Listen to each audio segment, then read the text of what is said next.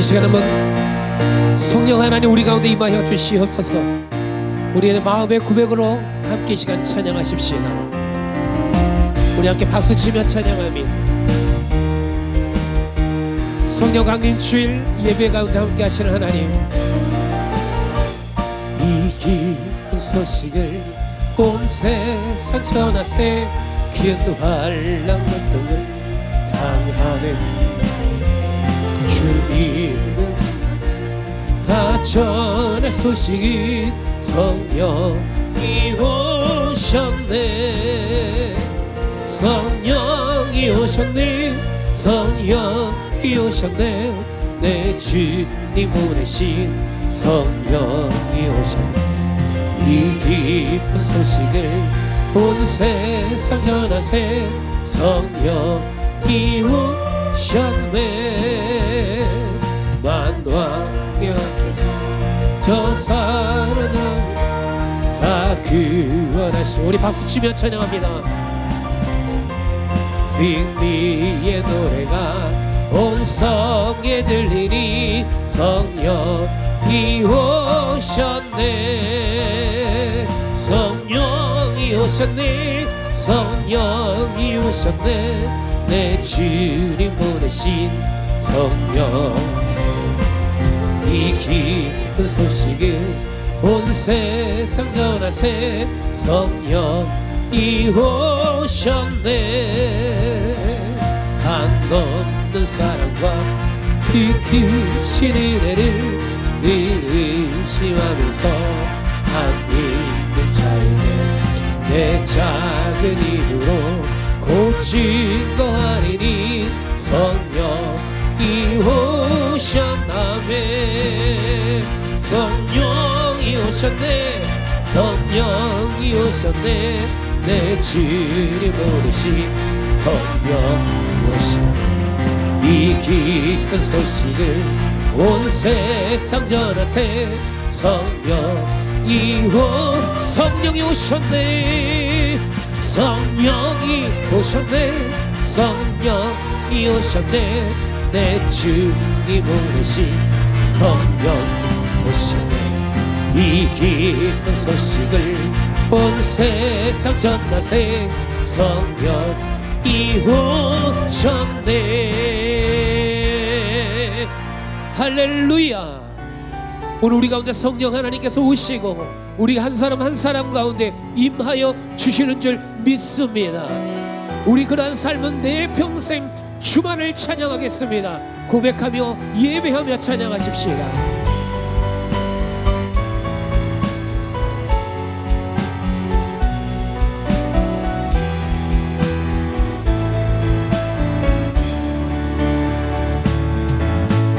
내 평생 사는 동안 주 찬양하리. 여호와 하나님 내 주를 찬양하리. 주님을 묵상하니 즐겁도다. 내 영혼 주 안에서 참 기뻐. 아멘. 내 영혼아 주님을 송축하라. 내 영혼아 주님을 찬양하라. 내 영혼아 주님을 송축하라.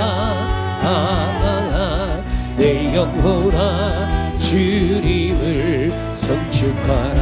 다시 한번 찬양합니다. 내 평생 사는 동안 주 찬양하리. 하나님 내 찬양하리. 주님을 묵상하니 즐겁도다. 내 영혼 주 안에서 참 기쁘다. 아멘. 내 영혼아 주님을 송축하라. 내 영혼아 주님을 찬양하라. 내 영혼아 주님을 송축하라. 내 영혼아 주님을 다시 한번 내 영혼아 내 영혼아 주님을 송축하라 내 영혼아 주님을 찬양하라 내 영혼아 주님을 송축하라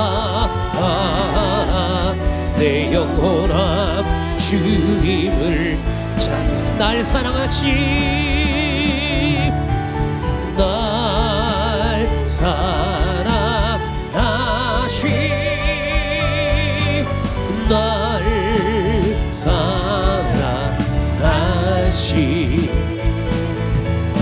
날 사랑하시 성령의 쓰연 예수 사랑하시면 예수 사랑하심을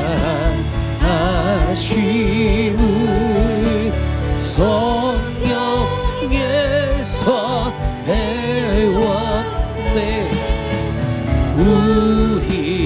우리들이 약한 나 예수 원세 랑도 아멘 날 사랑하신 날 사랑하신 아멘 날 사랑하신 성령의 쓰였네 내가 연약할수록 더욱히 여기사 높은 보좌 위에서 낮은 나를 보시 아멘 날 사랑하신 날 사랑하신 날 사랑하신 성령의 쓰였네 세상 사는 동안에 세상 사는 동안에 나와 함께 하시고 세상 떠나가는 날 천국왕 아멘 우리 두 손을 높이 들고 함께 찬양할까요 나를 우리를 사랑하시는 주님 날 사랑하시오 날 사랑하신 성령의 쓰였네 할렐루야 오늘 성령 강림 주일입니다 여러분 우리는 성령 강림 주일 우리 예배를 통하여 성령 하나님 오늘 우리 가운데 임하여 주시옵소서 우리 시간 한번 박수치며 찬양하십시다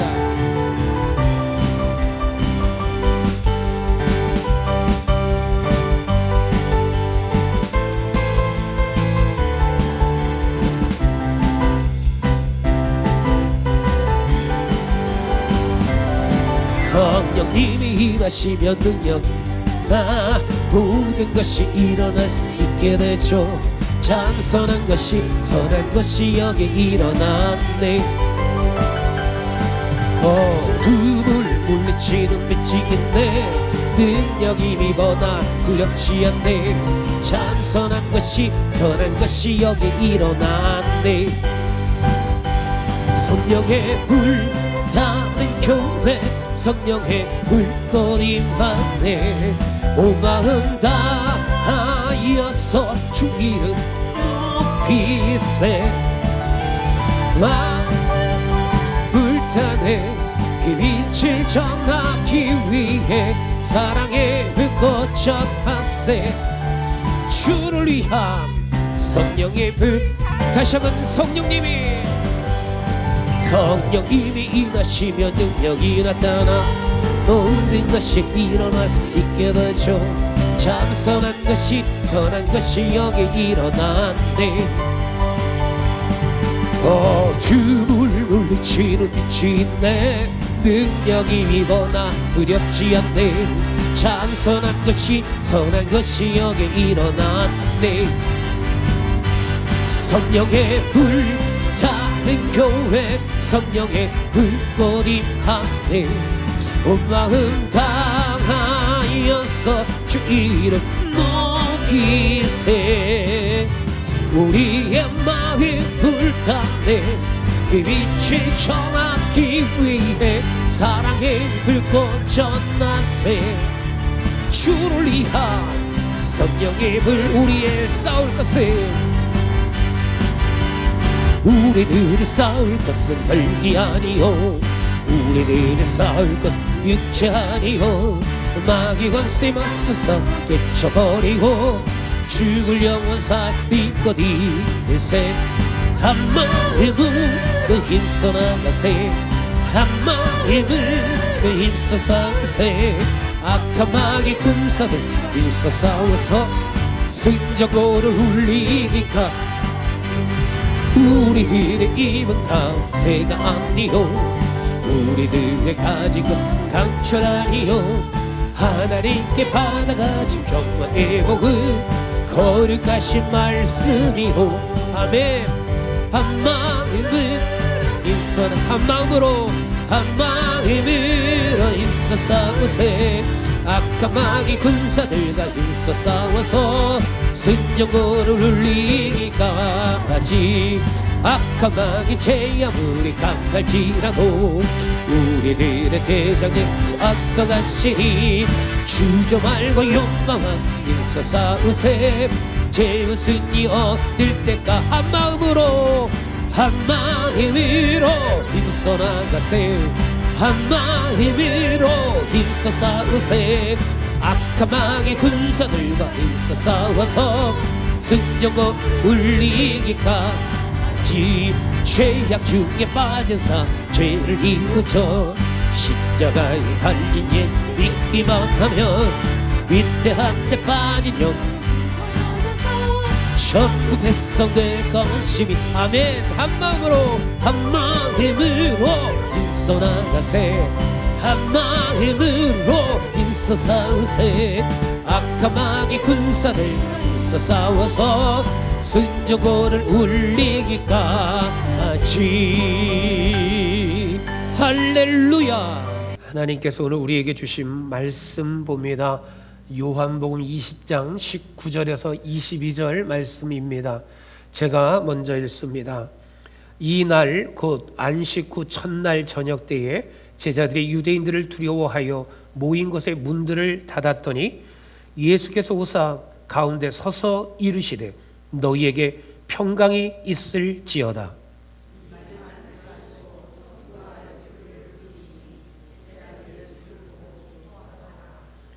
예수께서 또 이르시되 너희에게 평강이 있을지어다.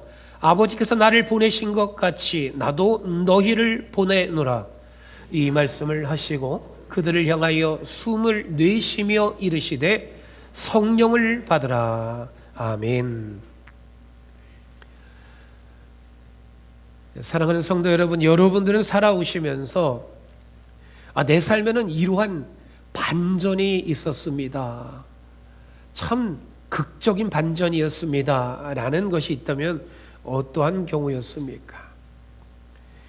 흔히 사람들이 말하는 반전이라고 하는 것은 절망이에요. 다 포기되어진 상황입니다. 그런데 그 절망, 포기된 삶의 모습이 아니라 그것을 극복해서 소망이 되고 희망이 되는 것으로 포기가 아니라 성공이 되고 성취하는 것으로 바뀌어질 때에 우리는 그것을 반전이다라고 말합니다.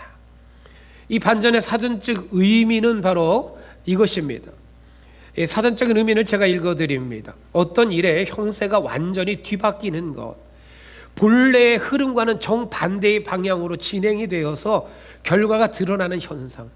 내가 원했던, 내가 생각했던 방향이 이거였는데 이대로 가지 않아요. 그런데 이대로 가지 않고 어려운 일들을 만났습니다. 그런데 그 어려운 일들 만나서 또다시 내가 무너지고 힘들어져서 포기할 수밖에 없었는데 다시 거기서 방향이 바뀌어져서 반전이 되어지는 것, 이것이 사전적 의미의 반전입니다.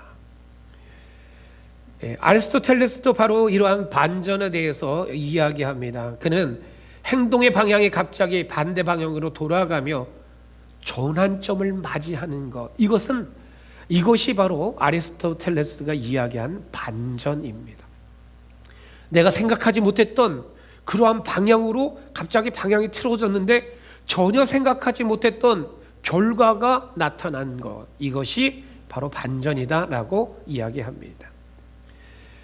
우리들의 삶에는 바로 이러한 반전의 모습들이 많이 나타날 때가 있습니다. 어떠한 모습들이 있습니까? 아주 오랜 세월 동안에 우리들이 아이를 갖지 못했던 여인이 있습니다. 그런데 이 여인이 오랜 세월 동안 아이를 갖지 못했지만 이 여인이 어느 순간 하나님의 은혜 가운데 아이를 갖게 됩니다. 그리고 아이를 출산하게 되어집니다. 이것 또한도 포기할 수밖에 없었던 그러한 일에서 반전을 이루게 되는 모습입니다. 사업을 하던 분들이 사업에 부도가 났습니다. 모든 것이 다 끝장이 났습니다. 다 잃어버렸습니다. 그런데 누군가의 손길로 인해서 다시 사업이 시작이 될 뿐만이 아니라 성공적인 기업을 이루게 되는 일들이 나타납니다. 바로 이러한 것도 반전의 모습입니다. 우리에게는 이처럼 여러 가지 삶의 방향에서 반전이라고 하는 것을 경험할 때가 있습니다. 그런데 이 세상에 그 어떠한 것보다도 놀라운 반전이 있습니다. 너무나도 극적인 반전입니다. 죽음이 아닌 부활로, 사망이 아닌 생명으로서의 반전. 예수 그리스도께서 십자가에 못 박혀 죽으셨습니다. 바로 그때에 주님이 십자가에 못 박혀 죽으시자 제자들과 주님을 따랐던 사람들과 초대 교회는 절망에, 두려움에 시간을 보낼 수밖에 없었습니다. 그것을 말씀하고 있는 것이 오늘 본문 19절의 내용입니다. 이날 곧 안식 후 첫날 저녁 때에 제자들이 유대인들을 두려워하여 모인 것의 문들을 닫았더니, 예수님이 십자가에 못 박혀 죽으신 후에 제자들이 모이기는 모였습니다. 그런데 모였는데 두려워했다라는 거예요. 그래서 모이긴 했는데 다른 누군가에게 자신들이 들킬까봐, 들키게 되면 자신들이 해를 당할 것이 분명하다 여겨서 무섭고 두려워서 모인 그 자리에 문을 닫아 버렸다라고 말씀하고 있습니다. 그 두려움과 절망, 무서움 가운데 떨고 있을 수밖에 없는 이 제자들에게 부활하신 주님이 찾아오셨습니다. 그리고 주님께서 그들에게 말씀하십니다. 평강이 있을지어다라고 말씀하십니다. 그러고 그들은 어떻게 됩니까? 무서움과 두려움에 떨었던 그들의 모습이 기쁨으로, 평강으로 바뀌어지게 됩니다. 그뿐만이 아니라 두려워했던 그 존재들, 그래서 그들을 피해서 숨을 수밖에 없었던 그들 가운데 이제는 그 두려움의 존재 앞으로 나아가라라고 하는 주님의 말씀을 듣게 됩니다. 그런데 여기서 중요한 것은 그들 가운데 나가기 이전에 성령을 받으라라고 주님께서 말씀하십니다. 우리들이 살아가다 보면 오늘 본문의 말씀에 이 제자들과 같이 우리들에게도 이러한 두려움의 상황들이 있지 않습니까? 너무나 무서울 때 있지 않습니까? 내 힘으로 능으로 안 되는 상황들 만나고 있지는 않습니까? 물질도 그래요. 우리들의 자녀들의 문제도 그래요. 우리들의 영적인 육적인 모습들의 연약함을 만났을 때도 그렇습니다. 도대체 여기서 솟아날 방법이 나타나지 않을 때에 우리는 절망할 수밖에 없고 꼭꼭 문을 닫아버린 이 제자들의 모습과 같은 우리의 모습을 보게 됩니다. 그렇다면 오늘 우리는 본문의 이 말씀을 보아야 합니다. 주님, 내가 두렵습니다. 나는 세상이, 물질이, 내 육신의 연약함이, 때로는 어떠한 이들이 두려워서 문을 꼭 닫아버리고 있습니다.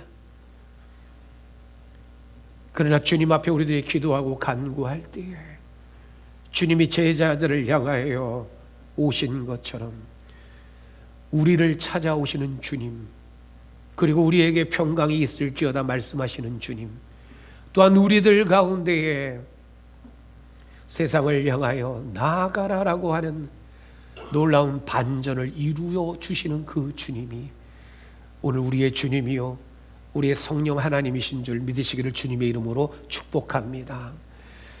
오늘 본문을 보면 주님께서 오셔서 성령을 받으라 말씀하십니다. 그럴 때 성령 하나님이 우리 가운데 임하시면 오늘 성경은 우리 가운데 무엇을 말씀하고 있는가 화면을 함께 보시겠습니다.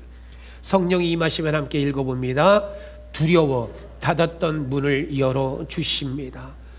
이날 곧 안식 후 첫날 저녁 때에 제자들이 유대인들을 두려워하여 모인 곳에 문들을 닫았더니 예수께서 오사 가운데 서서 이르시되 너희에게 평강이 있을지어다. 우리는 어릴 적에 이러한 경험들을 해본 적이 있습니다. 엄마 아빠가 외출을 했습니다. 근데 외출을 했는데 저녁 때가 돼서도 돌아오지 않아요. 그런데 그날 저녁에 갑자기 천둥이 칩니다. 번개가 칩니다. 비바람이 몰아칩니다. 나무가 움직이고요, 창문이 덜덜덜덜 움직입니다. 그런데 어린아이 때는 어떻습니까? 그 상황이 너무나 두려워요. 엄마 아빠가 없어요. 그럼 어떻게 합니까? 텔레비를 크게 틀어놓기도 합니다. 또는 이불을 뒤집어 쓰고 덜덜덜덜 무서워서 떨기도 합니다. 왜요? 내가 믿고 있는 엄마 아빠가 없다라는 거예요. 오늘 본문에 나와 있는 이 제자들의 모습이 그러한 상황 아니겠습니까? 자신들이 믿고 따르던 스승인 예수 그리스도께서 십자가에 못 박혀 죽음을 당했습니다. 그 주님만 믿고 배와 그물을 다 버려뒀습니다. 가족을 떠났습니다. 직장도 내려놓았습니다. 그리고 주님만 따라가고 제자된 삶을 따라갑니다. 그런데 그렇게 믿고 따랐던 주님이 죽으셨어요. 주님을 죽인 그 자들에게 나도 붙잡힐 수 있겠다. 주님을 못 박은 그들이 내가 주님의 제자인 것을 알게 된다면 나 또한도 주님처럼 끌려가서 고문을 당하고 고초를 당하고 죽을 거야 라고 하는 이러한 두려움이 그들을 사로잡아요. 그래서 그들은 모이기는 모였지만 꽁꽁 문을 닫을 수밖에 없었습니다. 여러분, 오늘 우리들이 신앙생활을 하면서 문을 꼭꼭 닫아버리는 일들이 있지는 않습니까? 너무나도 불확실해 보이는 내 앞에 미래를 볼 때에 두려워 문을 닫아버리고 내 안에 있는 어떠한 상처로 인해서 트라우마 같은 것으로 인해서 문을 닫아버립니다. 무언가를 해야 되는데 그 일을 하면 내가 실패하지는 않을까라고 하는 그러한 마음이 우리의 문을 닫아버릴 때가 있습니다. 때로는 사람들을 만날 때에도 그 사람으로 인해서 내 마음에 아픔이 있을까 두려워서 문을 닫아버릴 때 있습니다. 신앙생활을 하면서 이전에 있었던 그 상처가 기억이 나고 또다시 그런 상처를 당하지는 않을까라고 하는 그 두려움 때문에 신앙생활을 하면서도 문을 닫고 신앙생활을 하는 이들이 있습니다.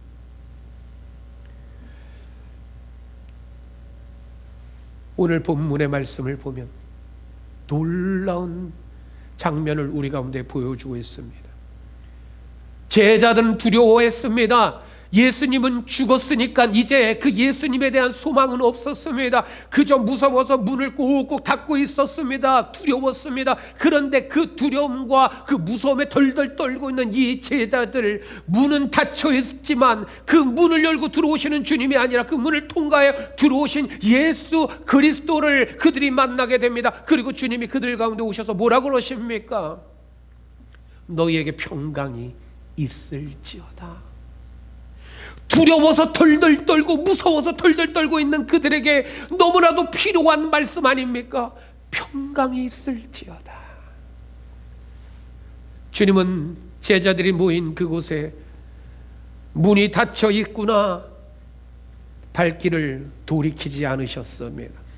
두려움으로 잠긴 문, 그들의 그 닫아버린 그 문을 문제 삼지 않으셨습니다. 그 문을 넘어서서 두려움에 떨고 있는 제자들 가운데 찾아오셨다라고 말씀합니다. 마찬가지입니다. 오늘 주님이 우리들이 너무나 무서워서요, 하나님 앞에 나아가는 것도 제대로 하지 못하고 자꾸만 내 신앙과 믿음의 문을 닫고 또 닫으려고 하는 우리들의 연약함이 있을 때에, 그러나 주님은요 우리를 버려두지 아니하시고 제자들을 찾아오신 것처럼 저와 여러분들을 찾아오시는 예수 그리스도 성령 하나님이신 줄 믿으시기를 주님의 이름으로 축복합니다.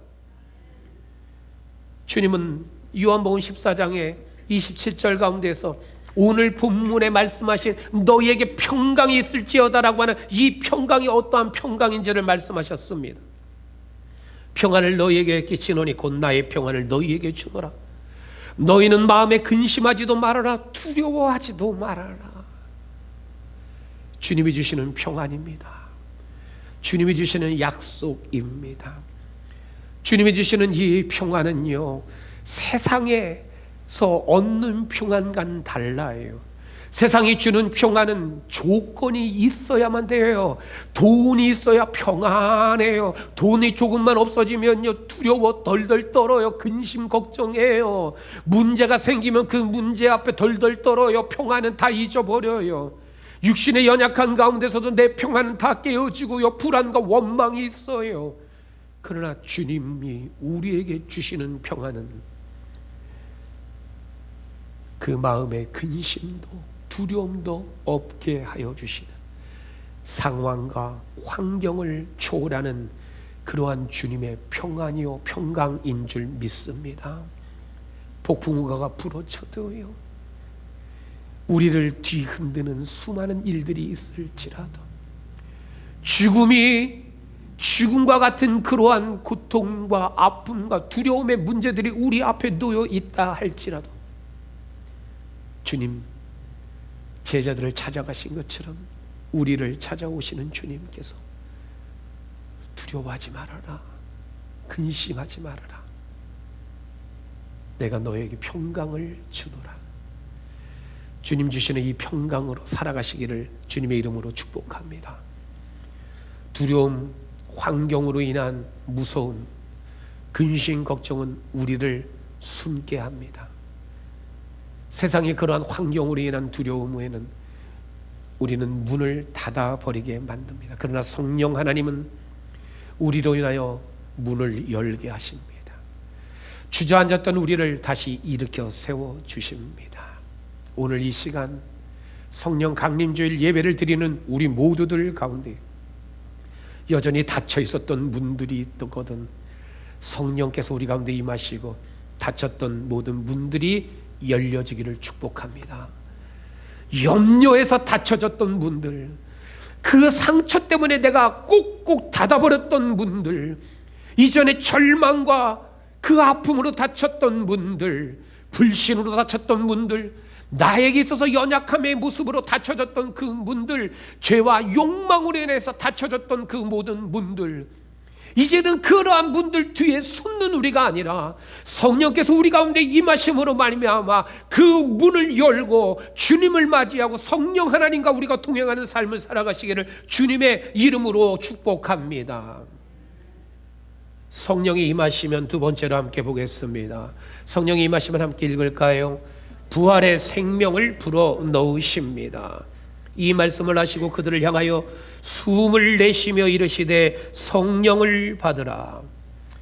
여기서 생명을 불어넣으셨다라고 하는 이것은요, 숨을 내쉬다라고 하는 이 말씀은요, 바로 르아흐라고 하는 단어입니다.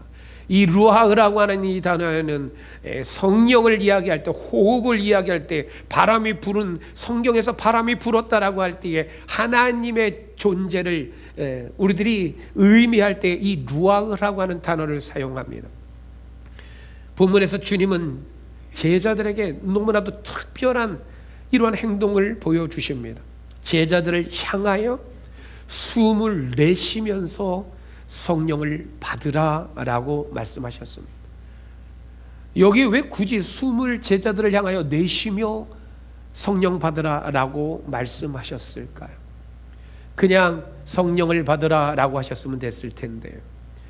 이것은 단순한 행동이 아니라 이 장면을 통해서 바로 예수 그리스도는 우리에게 창세기에서 하나님께서 인류를 창조하실 때 아담을 만드시고 생기를 불어 넣으시는 그 장면을 생각하게 하십니다. 하나님께서 흙으로 사람을 지으십니다. 그러나 흙으로 빚어진 그 육체는 아직 살아있는 존재가 아닙니다. 그때 하나님께서는 그 흙으로 만든 사람에게 생기를 부어 넣어 주십니다. 창세기 2장 7절의 말씀입니다. 여호와 하나님이 땅에 흙으로 사람을 지으시고 생기를 그 코에 불어 넣으시니 사람이 생명이 된지라. 하나님의 생기를 그 흙의 존재에 불어 넣으시자 그제서야 그 흙이 아닌 이제는 사람이 되었고 생명의 존재가 되었다라고 하는 말씀입니다. 오늘 본문에서 제자들에게 예수님이 바라보시며 숨을 내쉬며 성령을 받으라라고 하는 이것은 두려움 가운데 덜덜 떨고 있는 그 제자들을 향하신 주님의 말씀입니다. 이제는 두려워하지 말아라. 부활하신 주님께서 두려움과 무서움 가운데에 그 삶의 환경들 가운데 눌리고 죽어가는 그들 가운데에 새 생명을 불어넣으시고 다시 살리시는, 그들을 다시 일으켜 세우시는 놀라운 사건입니다. 사랑하는 성도 여러분, 여러분들은 영적으로 숨 쉬고 있으십니까? 나의 영은 살아 있습니까? 교회 오래 다닌다고 해서 자동으로 내 신앙이 건강해지는 건 아닙니다. 직분이 있다고 해서 영적으로 나는 살아있다는 말할 수 있는 것 아닙니다. 겉모양이 신앙인 같다고 해서 되는 것 아닙니다. 오히려 메마른 영혼일 때가 있습니다. 찬양을 해도 감격이 없습니다. 기도를 한다 해도 그 기도에 생명력이 없습니다. 예배를 드리지만 그 심령이 딱딱하게 굳어져 있는 예배자가 될 때가 있습니다. 영적인 호흡이 멈출 때. 교회도 그렇습니다. 교회의 구조, 형식, 재정 풍부합니다. 여러 가지 프로그램도 있습니다. 사람들도 있습니다. 그런데 차갑습니다.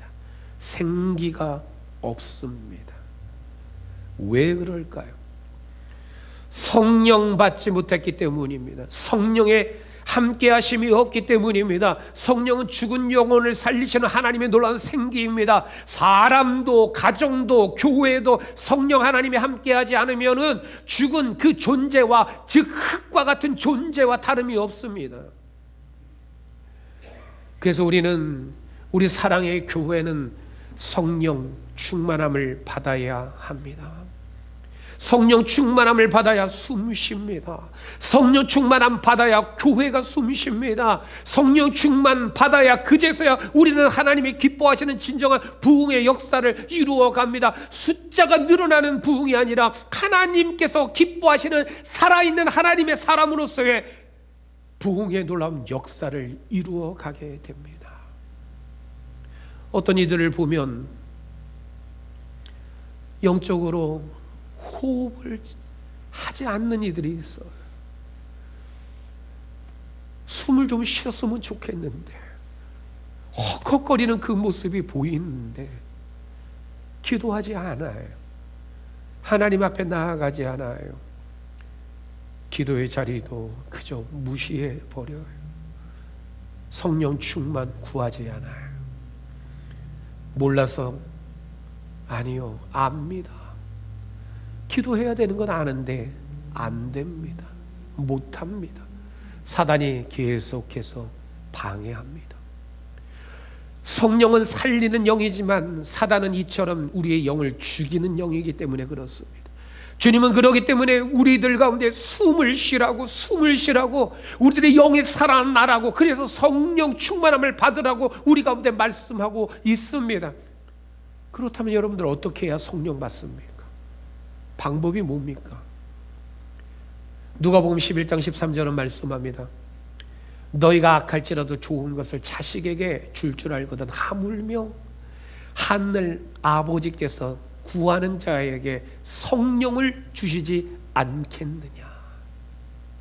이 말씀대로 한다면 성령 내가 받지 못했다라고 하는 것은 오늘 우리가 성령을 하나님께 구하지 않았다라는 말씀이에요.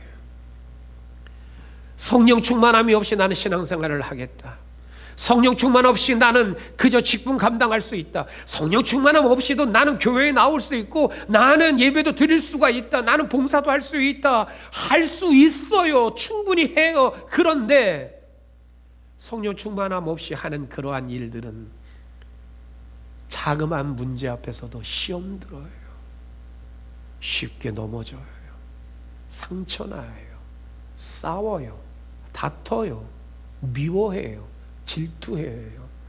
그러나 성령의 충만함 가운데 우리들에게 주어진 사명의 자리를, 직분의 자리를, 봉사와 헌신의 자리를 지켜내는 이들은요, 힘들고 어려운 상황들이 있어요. 억울한 일들을 당해요. 누군가가 나에게 상처를 주는 말들을 해도 그래도 괜찮아요. 성령 충만한 자들은요.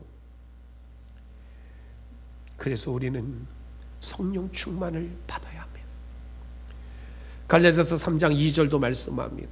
내가 너희에게 다만 이것을 알려하노라. 너희가 성령을 받은 것이 율법의 행위로냐 혹은 듣고 믿음으로냐. 하나님의 말씀을 들어야 돼요. 하나님의 말씀을 보아야 돼요. 하나님의 말씀을 날마다 묵상해야 돼요. 그래서 여러분, 우리는 하나님의 옆에 나와야 돼요. 여러분들 일상에 일주일 동안 살아가면서 여러분 하나님의 말씀을 몇 번이나 가까이 합니까? 하나님의 말씀을 얼마나 묵상하십니까? 잘 안 되잖아요. 그래서 예배의 자리로 자꾸만 나오라는 거예요. 혼자서 내가 신앙과 믿음의 자리를 자꾸만 그 자리에 서야 되는데 안 되니까 예배의 자리에 나와 하나님을 예배하고 말씀을 들어야 된다는 거예요. 기도의 자리로 자꾸 나와야 된다는 거예요. 바로 그러할 때 성령께서 우리 가운데 함께 하신다라고 하는 갈라디아서 3장 2절의 말씀입니다. 사랑하는 성도 여러분, 주님께서 제자들에게 성령을 받으라라고 말씀하셨고 오늘 우리들 가운데도 주님 성령 받으라 말씀하십니다. 성령 받고 우리들 숨을 쉬어야 됩니다. 그래야 우리가 삽니다. 우리의 살 길이요, 우리 가정이 살 길이요, 우리 자녀들이 살 길이요, 우리 교회가 살 길이요, 무엇이 있습니까? 다른 방법이 있습니까? 다른 길이 뭐가 있습니까? 저는 아무리 생각해도 없어요. 사람을 의지해도 없어요. 물질로 안 돼요. 성령께서 함께 하셔야 합니다. 성령의 충만함으로 우리들의 냉랭했던 그 모든 것들이 다시 뜨거워지기를 원합니다. 우리 사랑의 교회가요, 다른 것 우선하는 거 아니에요. 성령께서 우리 가운데 함께 하셔야 돼요. 그래야 우리 교회가 하나님이 원하시는 부흥이 돼요. 기도의 자리를 자꾸 찾아야 돼요. 예배의 자리를 자꾸 찾아야 돼요. 그러한 우리 사랑의 교회 가운데 우리 모두의 인생이, 가정이, 우리 아들, 딸들과 우리 손주들이, 우리 사랑의 교회가 오늘 말씀과 같이 성령 안에서 그 놀라운 생명력 있는 우리의 인생과 교회와 우리 모든 가정들이 다 될 수 있는 그 축복의 길로 가시기를 주님의 이름으로 축복합니다. 세 번째로 보시면 성령이 임하시면 함께 보겠습니다. 세상으로 나가라 하십니다. 아버지께서 나를 보내신 것 같이 나도 너희를 보내노라. 부활하신 주님께서는 두려움 가운데 무서워 덜덜 떨고 있는 그 제자들을 찾아오셔서 평강 있을지어다라고 말씀하십니다. 그리고 평강이 있으니까 됐지가 아니에요. 그들 가운데 성령을 받으라라고 말씀하셨습니다. 그리고 거기서 또 끝나지 않아요. 주님 뭐라 그랬어요? 아버지께서 나를 보내신 것처럼 나도 너희를 보내노라 라고 말씀하셨습니다. 단순한 부탁일까요? 아니요. 지난주의 말씀과 같이 이 말씀은 더 그레이트 커미션입니다. 바로 예수 그리스도께서 주신 지상 명령입니다. 반드시 행해야만 된다라는 말씀입니다. 주님의 평강을 누리는 자, 성령의 임하심을 경험한 자들은 그렇기 때문에 그 자리에 멈춰 있는 것 아니에요. 문을 닫고 그냥 거기에 안주하는 것 아니에요. 그 문을 여는 거예요. 그 문을 열고 나아가는 거예요. 세상으로 나아가는 겁니다. 성령 받은 자들의 삶의 모습입니다. 어디로 나아갑니까? 세상으로 나아가요. 또 우리는 어디로 나아갑니까? 헌신의 자리로 나아가요. 우리는 겸손함의 자리로 나아가요. 인내함의 자리로 나아가요. 이러한 삶의 모습들 하나하나 가운데 성령의 임한 자의 삶의 모습의 변화를 통해서 믿지 않는 이들이, 내 가족이, 내 아들이, 내 남편이, 내 아내가, 내 형제와 이웃들이 저거구나, 저것이 바로 그리스도인의 삶의 모습이구나라는 것을 알게 되는 거예요. 우리들이 변화되면 말입니다, 그것이 증거예요. 여러분, 다른 사람들의 모습이 아니라 오늘 이 자리에 있는 우리의 삶의 모습이 살아계신 하나님의 증거가, 성령의 임하심의 증거가 되기를 주님의 이름으로 축복합니다. 주님께서는 우리에게 말씀하십니다. 아버지께서 나를 보내신 것 같이 나도 너희를 보낸다. 오늘 이 말씀을 듣고 우리에게 닫혀졌던 그 문을 여십시다.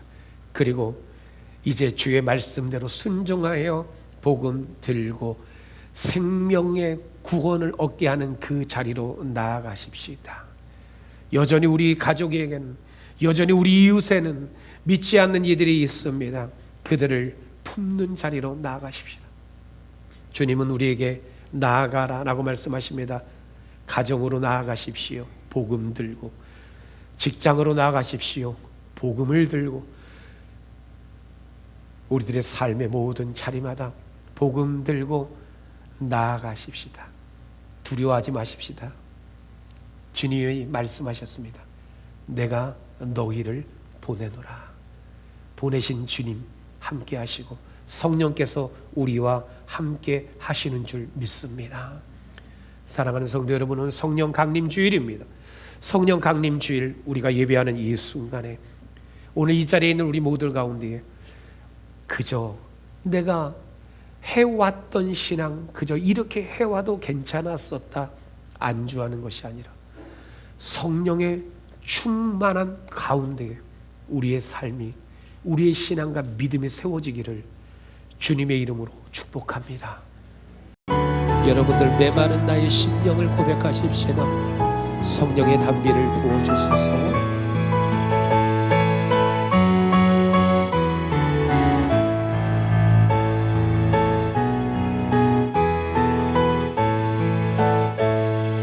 빛들의 마른 불같이 시른 나의 영혼, 주님이 약속한 성령 간절히 기다리네.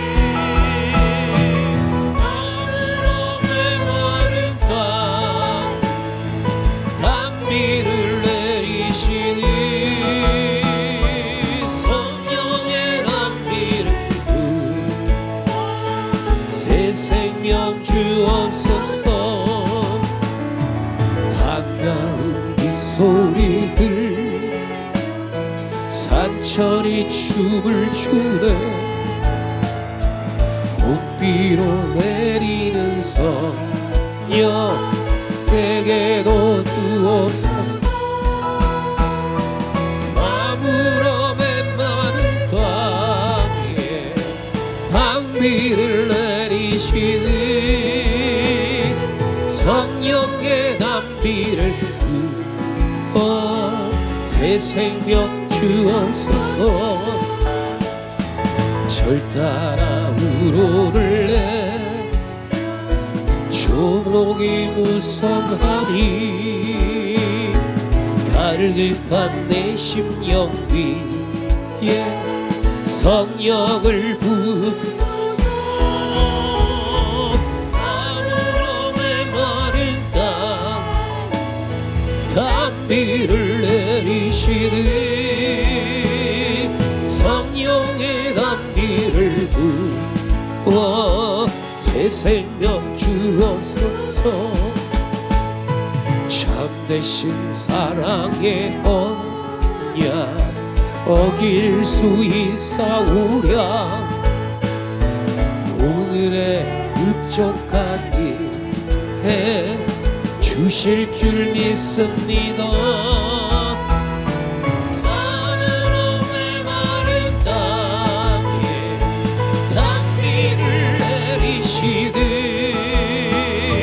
성령의 단비를 부어. 우리 한번 가슴에 손을 얹고 감으로 메마른 땅 단비를 내리시듯 성령의 단비를 부어 새 생명 주옵소서.